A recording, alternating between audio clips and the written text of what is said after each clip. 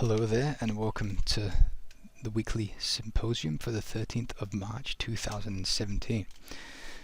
Again, my apologies for not doing the symposium last week, but I was in the middle of the jungle and there was absolutely no internet whatsoever. It was very, very poor. We could log on occasionally, but that was pretty much it. So again, my apologies. And this week I am at a place where the internet seems to be working pretty well, which is marvelous. So we're here for about another 3 days, and then we finish off our holiday at another spot where the internet should be fine for about the last 7 days of our 2-month break. So we've had an amazing trip, and we're lucky because we still have 10 days left, so it's magical. And for this week's symposium, I thought that we would have a look at a couple trades. Well, I'm going to talk a little bit about identifying fresh levels of supply and demand. Fresh as in being the parent, so the one that's responsible. We're going to have a close look at these topics, and I'm hoping it'll last maybe no more than 30 to 40 minutes or so, but we'll see how we go. Okay, before I begin, I would like to bring to your attention that we do have an important update for the software. The new version of the software is actually bringing a new feature that enables us to have less cluttered charts. So we have in the supply and demand settings, we have show supply and demand levels, which we've had, and we have show compact supply and demand levels, and this is set to true. And when this is set to true, instead of drawing the lines, it'll draw these little check marks, and these check marks enable us to see the area that we have supply and demand. But it doesn't show us the exact level, and this is beautiful because then you don't have a bunch of lines all over the place. So you can draw your lines on manually, you can draw your rectangles on manually, and this just simply enables you to look at a chart without it being really cluttered. So if we look at a chart, you can see like this now, or we can set this to false, and it'll go back to the old mode where it's going to draw the lines for us. So if we go down to the daily chart, you can see that we have an awful lot of lines being drawn for us. And these are great, of course, because then you have an actual level that you can put your entry on. Like this weekly level just here looks nice. But if you don't want to see the lines, you can simply enable this new feature. Here it is. You set that to true, and then it'll just draw the check marks in their place. So you can see instead of having the two lines, the daily and the weekly, we have the daily and the weekly check mark.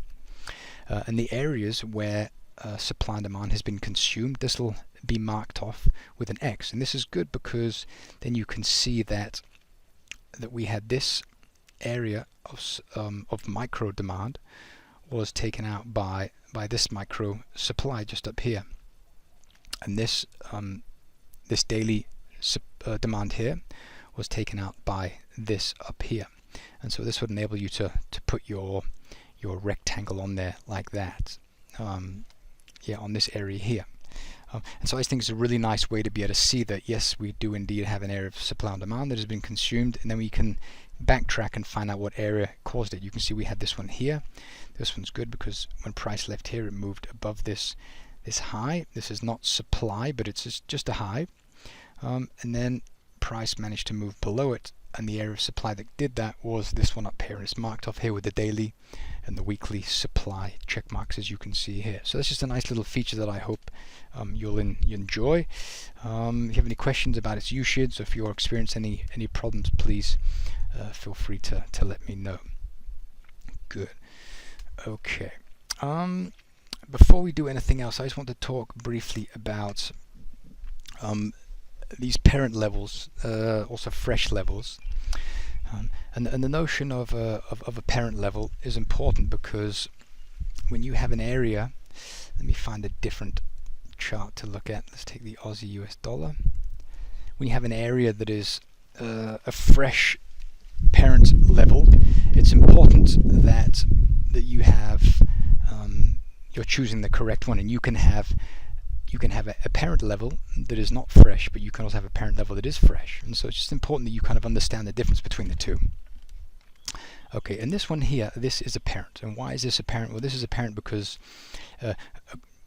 considering what we can see here on the price chart, it's the all-time high.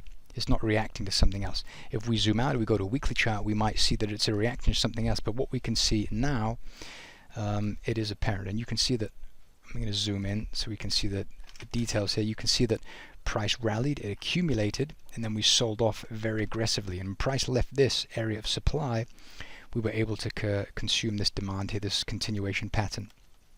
And when price left, it came back, it touched an area, so probably a 4-hour, 1-hour area within this this price structure here, and then it released.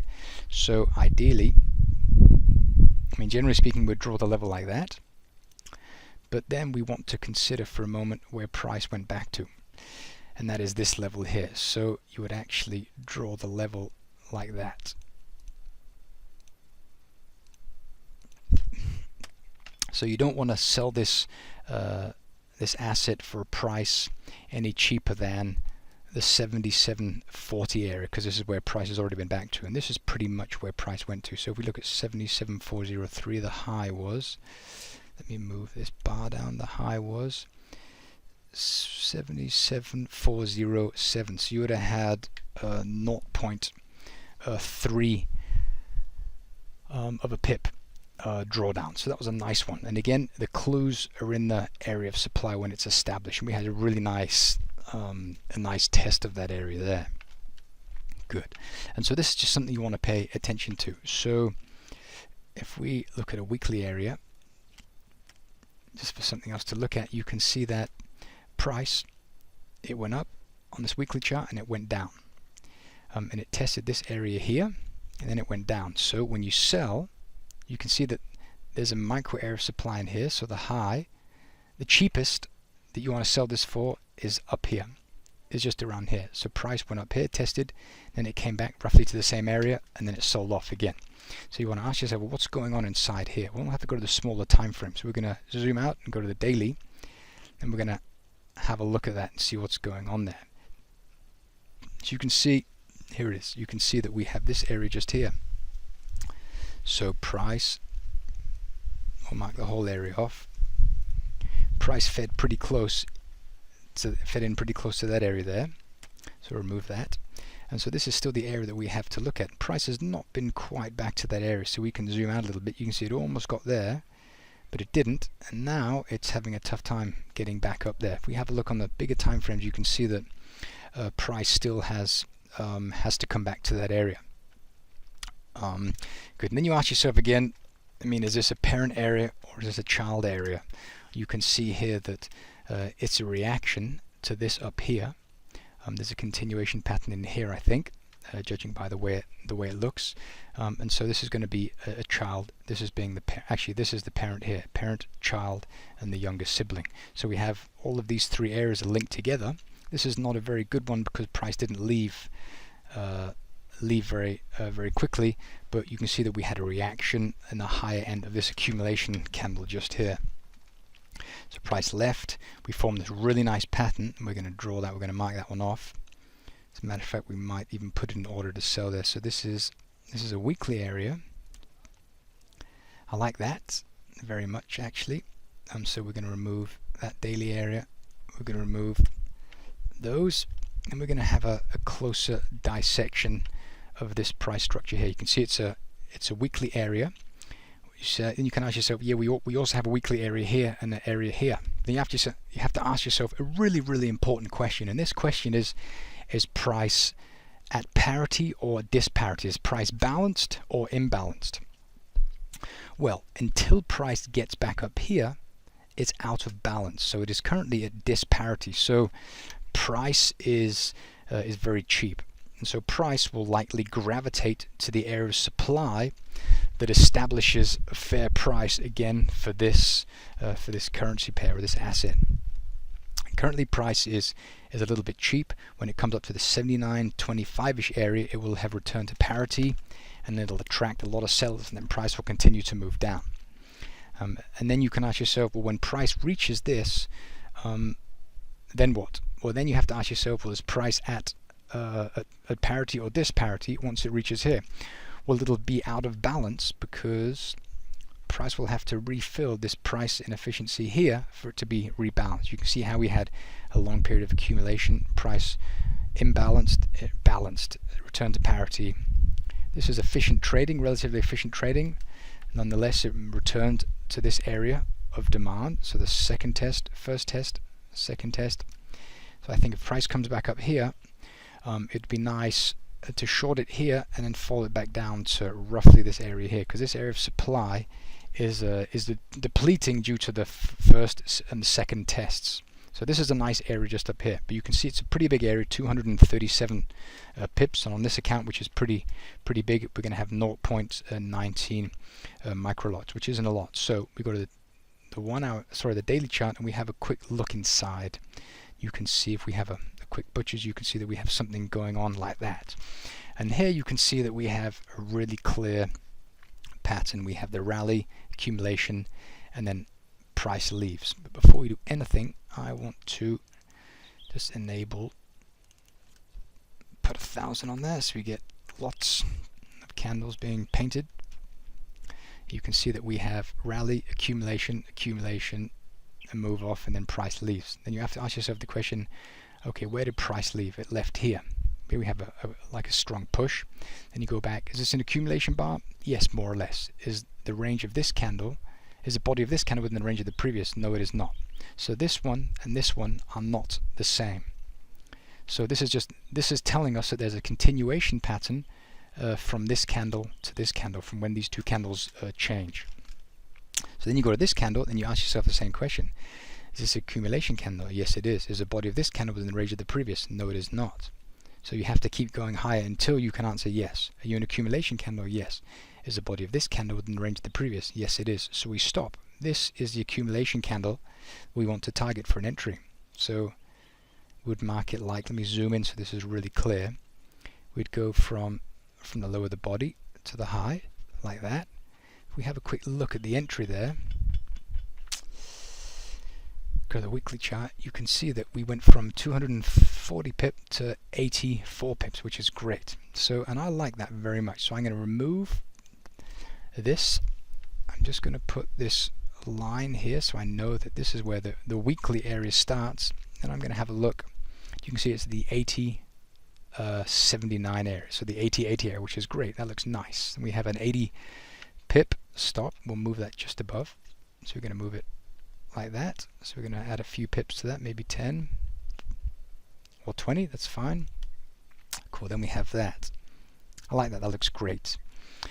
When we have a big wick like that, you want to make sure that you're getting in towards the top of the wick. So if we go to the 4-hour chart, we'll have a look at that area. Let me see where it is.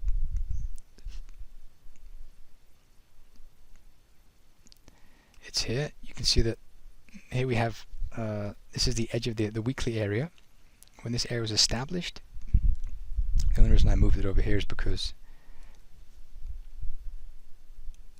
so I could move it above the high.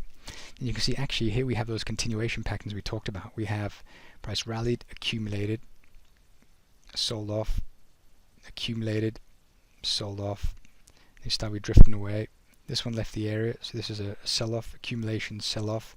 Price stabbed back up into the area of accumulation, and then price slowly left. And so you want to ask yourself, well, where has price not pulled back to since then? Well, this little price movement, when price left, it's been rebalanced. Price left here is pretty efficient. Should come back to here, but it hasn't, but doesn't matter. Price is drifting down. We moved lower. Has price been back here? Let's keep around this. We're going to move. We want to see if price has crossed that orange line since.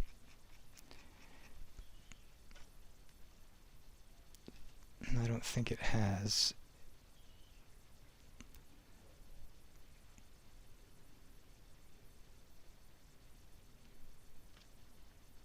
Keep going like this, and you can see the price is getting close. And no, it hasn't. So price is just drifting lower. Fine. You go back here.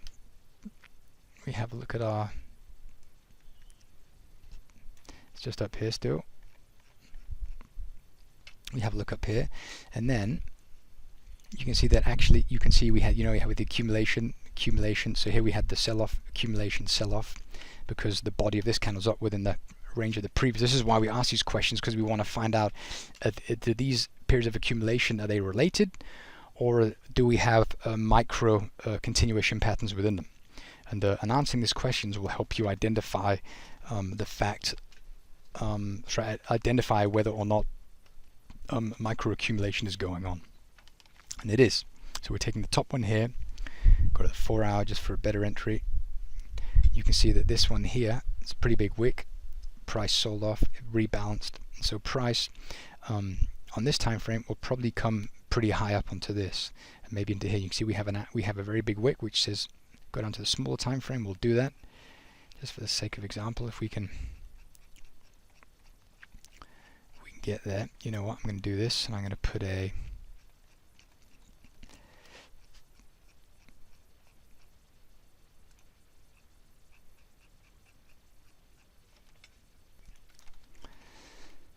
okay, I just paused the video and I had a look, and I can't download that much hourly data, unfortunately. So I'll have to do that separately. But for the time being, you can see how price rallied from this top here, this pin rejection, then price sold off, moved up, and then sold off again. And you can see when you have a rejection like that, then you want to ask yourself what's going on to the left. So you go to the daily, and we'll have a look and see what price is reacting on. So they're actually reacting on this here. So this is a child, this is the parent, this is the one. This is one area supply that caused this trend line break, which took out this area of demand here. So we had a low, high, like this. We had a low, high, area of accumulation, broke the trend line. It was tested, and you can see that this candle here is the one that left. So typically, you want to take like the low of the lowest body, which is this one here, prior to the release, which is around here. And this is pretty much where price came to. If we'd have taken that, you'd have missed a trade. If you would have taken the wick, then you would have just managed to slip into that trade nicely. When price came up, it identified the edge of the area up here. So here we have a micro supply just up here, maybe some 4 hour supply just up in here. But due to the fact that this looks like this, I think this looks like a pretty interesting area to try and sell at. Let's see how far away this one is from this one. It's about 150 pips away from the highs, so there's a fair distance from there. So I think this is definitely worth taking a stab at. Consider for a moment that we will be selling against the interest rate swaps. You'll be paying money every night via the rollover, which can be a bit of a drag if you're trading big positions, but if you're not, then it doesn't really matter. So that might be an interesting place there to look at. But I mean, that was a quick look at looking at these areas of parent and child supply and demand, as well as the fresh ones. And so you can see that this one here is, if we go to the weekly chart, it's really clear. You can see here that this one here is still out of balance, and it will be rebalanced. Price will return to parity once it comes back up to here. When this happens, then we'll probably see price begin to move lower. We'll very likely get a reaction here at the 79.27 for at least some period of time. But I think that once price gets back here to the daily area, then we'll have a bit of a better reaction, because it would have been a better price at which to sell, attracting more sellers. When price comes back here, you can see that this one here has been rebalanced already. Price came back to it. This one has not, so this is the one we want to choose. As a matter of fact, I'm going to put this trade on now. So I'm risking 0.25%. So I want to go here and find that. So for that, it's 107 pip stop and 0.41. Let me put that on. 41. This is a short limit, sell limit at 80.79. And the stop is at 81.87. And the target we'll leave for now. So make sure my stop is right. 400, fine. Okay, so a 1-to-1 is about 400 or so. I just move that to a 2-to-1, about 800 there, and we'll leave it at that for the time being. So that's an interesting one. We'll keep our eyeballs open for that, and we'll see what happens. But you can see that price has already been back here couple of times. It goes all the way down here. Been tested twice. It's holding currently. So this is what's currently driving price, this weekly demand. So this is against the trend on the longer term. If we have a look at the trend on the very long term, you can see that we have, it can be a little bit difficult. We need price to move above these highs here for it to be an uptrend, but it hasn't done. So for the time being, we are in a bearish consolidation. The reason I say that is because that we can draw from this high to roughly here. We'll just go like this, and so we have a high, a low, a lower high, and a lower low. And price is just having a breather, but we are not able to draw an upward sloping trend line connecting higher lows and higher highs yet. So we are still bearish, but we're having a bit of a breather, and so the anticipation is that price will continue to move lower for this pair, for this time frame. So we go to the weekly chart and have a closer look. Then we can probably attach some trend lines, and we have one just here. So we had a downtrend here from this high to this high. This area of demand broke the trend line, so which qualifies this down here. We can take the whole candle because it's a pin bar, and so this would be an interesting area to buy. I would have been happier to buy if it would have moved above here, because it didn't, because then it would have consumed all the supply up in this area. Alternatively, a push through this area would have been great too. So a price moved all the way through here, taken all this out up here, this micro supply. If we see how, yeah, so this one here is still holding as well. You can see it from here to here. So price stabbed up into it, capped it. So we're trading between these two areas of supply for the time being. This one is holding. This one has been tested just at the edge. This one is almost taken out. So the path of least resistance is likely on the buy. So this will be counter trend. But if price manages to come down here, or better returns to the parent, which is here, then it might be worth getting in for a long at that level there. Yeah, but we'll have to wait and see what happens there. But for the time being, I think this is a pretty nice short. You have to manage that a little bit carefully. If you want to buy, be buying at the lows. This is a channel where we have resistance, we have support. So you want to be selling at the highs and buying at the lows. So this area of supply being the high that you want to sell at, and this area of demand being the low that you want to buy at. So I would go for the edge of this pair here, because when it's trading in a range like that, then price will often return to the edge. Yes, but that's what we're seeing for the time being. For smaller, shorter period stuff, if you go to the daily chart, you can see that we have a really nice move away from this area. You can see we had these lows that were respected for a while. We had no closes below that area, below that level for a while. Price tested it. We came down. This is not a good short. Why? Because price is still out of balance. To be rebalanced, it must return to this area here. So we have this supply, price accumulated lower, and these are kind of all linked together a little bit. We have accumulation is arranged within the previous. Yes, no, yes, okay, and it stops kind of here because this is a high. So we have a continuation pattern here. We have this one here, and we have this one here. So we have, for what we can see now, parent,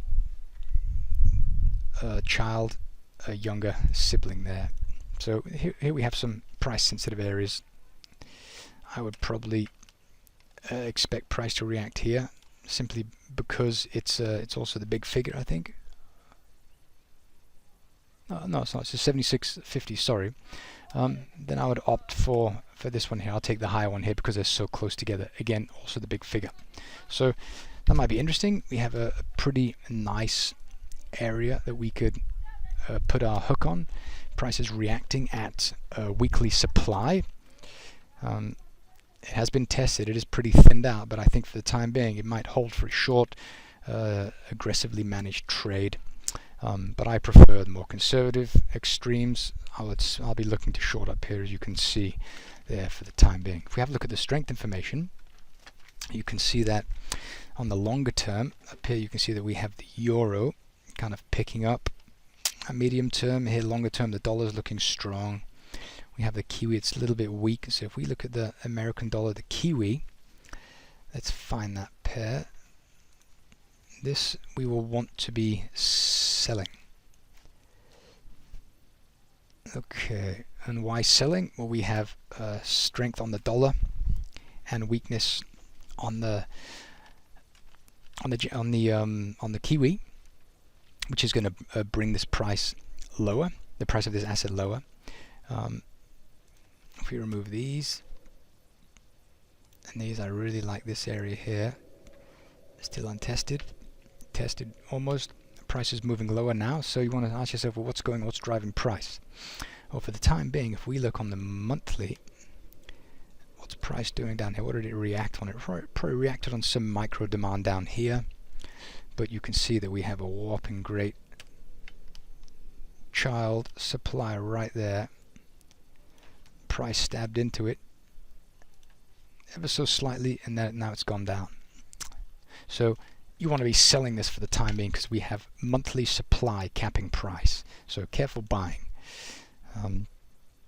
Okay, so that's moving lower. We've had one test. This child was tested. This younger sibling was tested, and that was enough to kind of hold price. And now we're challenging these lows here. We had a trend line break here. So from this high to this high, that's broken. What area did it? This area down here, just here.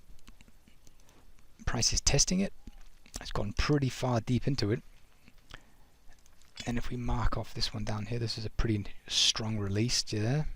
So we have those, and I really like the way that price left this area. We have the monthly supply driving price. So if we mark off this area here, this is nice up here, the 72.66 area. I like this one. I prefer it better than this. These are pretty wicky, so I'll expect price to move through this kind of this thin pocket of bearish liquidity and return to this one just up here. As a matter of fact, I'm just going to put an alarm there. I'm just going to put a trend line there, because I'll be watching this all the time anyway. We'll go like that.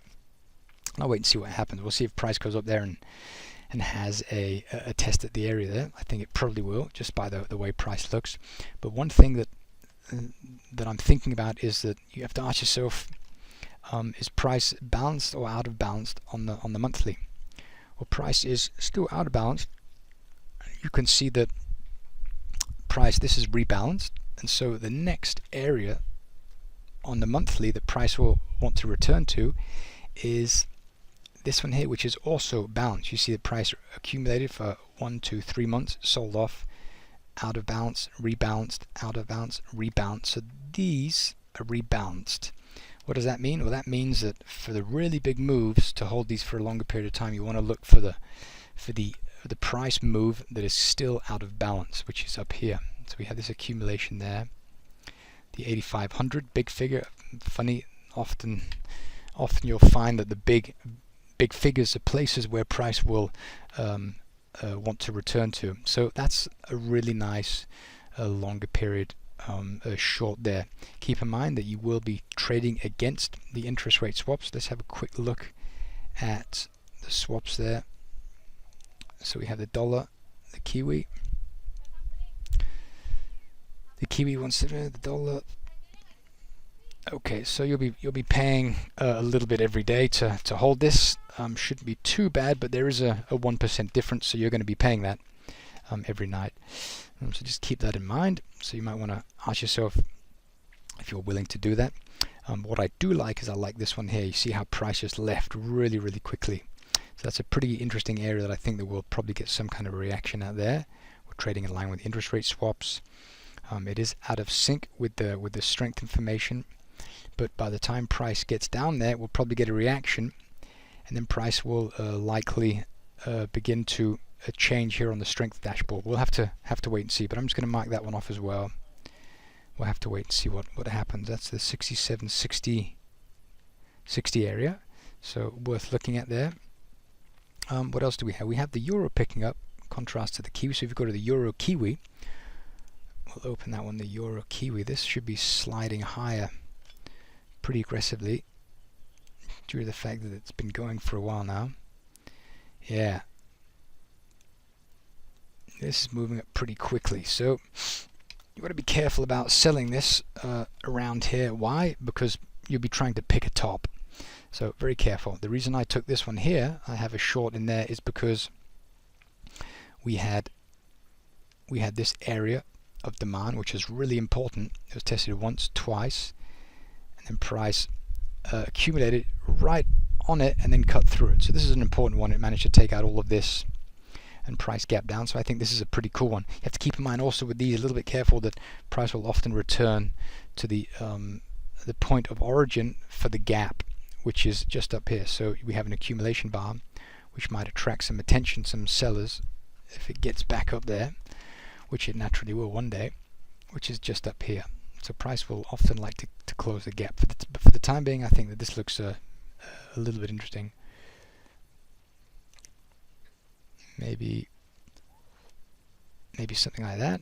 You see we have accumulation, this one cut away, remove the lows, so that's pretty interesting. We also have a child parent here, so I mean you could also get a little bit rather much more conservative and go like that, which will also give you a lot more protection because you have black space protecting your stop. Yeah, we'll looking at that. You can, wow, that's really on fire. So the kiwi's selling off, the euro is really picking up some buying, and wow, and its price is really moving. If we go to the big time frame, you've got to find out where this is happening. Well, we have a trend line. Sorry, wrong tool. Trend line. Take the major swings. We have a low, high, low, high, low. So from here to here. The trend line is broken. Which one did it? This area here. So we have accumulation. There's a range of this one, the body in this one within the range of the previous. Yes. So it looks something like that on this time frame. Go to the smaller time frame. Very big stop there. Go to smaller time frame. We'll have a look. Want to have a look? You can see that we have.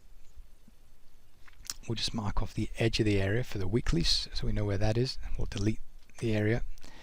And you can see that we have this one down here, which is a child reacting on micro demand down here. So we're going to mark off the area there.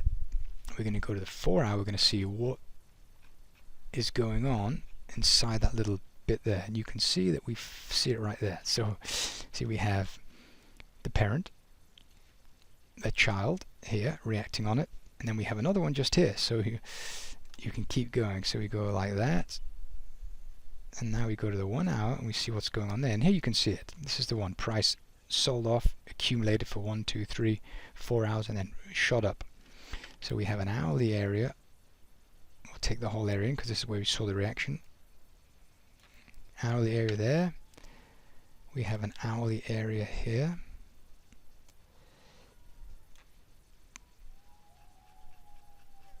And this is where we pretty much saw the reaction. We go to the 4 hour. We'll be able to box it off a little nicer. Yes, we're going to remove that. We'll put the 4 hour one on there. It's a bit clearer. From there to there. And that's where we got the test. Almost to the pips. That was super nice. So I think we're probably going to get a nice reaction on there if price comes back down there again. Again, you will be trading in against the interest rate swaps. We have the euro, the kiwi. Let's see what that looks like. We have the euro, which is at 0. The kiwi is at 175. So there's a pretty big gap there, space or differential between the two interest rates there. So be careful. But I think that price does get back there. We'll probably get some kind of reaction. You can see that price went up, tested, and then shot up really quickly. Had a test. So that might be quite interesting to have a look at there. 23 pip stop, pretty tiny. Let's go to the daily, see what size. Yeah, so I would probably feel more comfortable doing something like this. I just take the whole area. So I'd go from the low like that. I'd expect the reaction to happen there. It's still a pretty big one there. So price is really out of balance at the moment. It's really overextended. Out of balance. Actually, overextended is a really bad word because it overextended in relation to what? You can't say that, so that's a scratch that. That's a bad term. It's out of balance because it is out of balance. Returning to parity would require it to come back to this little thicket of price movement here. This is where the big volume is. So moving back into here, I'd like price to come down here to the 4600. Let's remove that. 14600. I think that'd be a pretty cool area. As a matter of fact, I'm going to put that on. I'm just going to put that in there. So what is it? 82 pips. That's fine. So it's going to be a 7.7 mini lots. We're going to be buying at 145.92. The stop is at 145. I'm going to drop that down a little bit so I can put it on a round number. So the stop is at 145.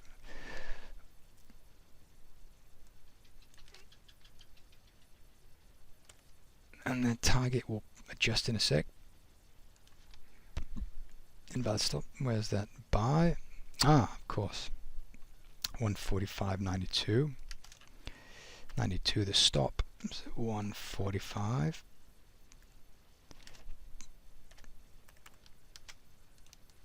There we are. Make sure we got the right. Close. And the target we don't want there. So for a 1-to-1, we'll be there. We'll leave it at there for the time being. That might be quite interesting to look at. I think that'd be pretty cool. Worth a go anyway. If price comes down there and manages to poke through it, well then we're going to be looking for something down here towards the bottom. I don't know if price will ever get down here because we still have to go through this weekly one, which is also really attractive price pattern, which looks like this. But being conservative like I am, I normally could wait for price to really push up. If we have a look on the daily and see what that looks like, you can see that it looks like that. So price will return to there, stab into here somewhere and move higher. Will it? Who knows? But I like the conservative one down here. We'll leave that on there for a while. I'm going to set it to expire. And how many days? I'll give it a couple of weeks, and then we'll see what happens. We'll leave it at that. Super. Good. Okay. Well, I'll leave it at that for this symposium. If you have any questions, send them on. And if you have any instruments you want me to have a look at during the next one, let me know and I'll be sure to cover those. Good stuff. Well, that's it. Thanks for now, and I will see you all next Monday. Thanks for watching.